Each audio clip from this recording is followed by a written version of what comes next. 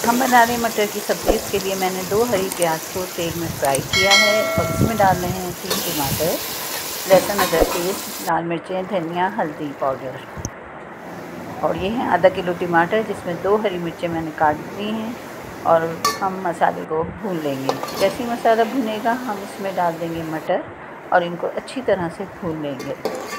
जब ये भुन जाएंगे तो हम इसमें डाल देंगे पानी ताकि मटर अच्छी तरह से गल जाएं और इनमें जायका भी बन जाए मसाले का। अब हम इसमें को पानी डाल के और कुछ देर ढक के रख देते हैं। अब ये मटर हमारे गल गए हैं तो ये डाल रहे हैं हम अमचूर पाउडर और गरम मसाले का पाउडर। इससे इसमें अच्छा मज़ेदार खट्टा सा जायका आएगा। फिर इस पर हम डाल देंगे हरा धनिया और ये झटपट से हमारे मटर तैयार हो जाएंगे। तो कैसी लगी ये मटर की मज़ेदार सी झटपट सी रेसिपी ज़रूर बताइएगा और लाइक शेयर और सब्सक्राइब करते हैं। अल्लाह हाफ़िज़।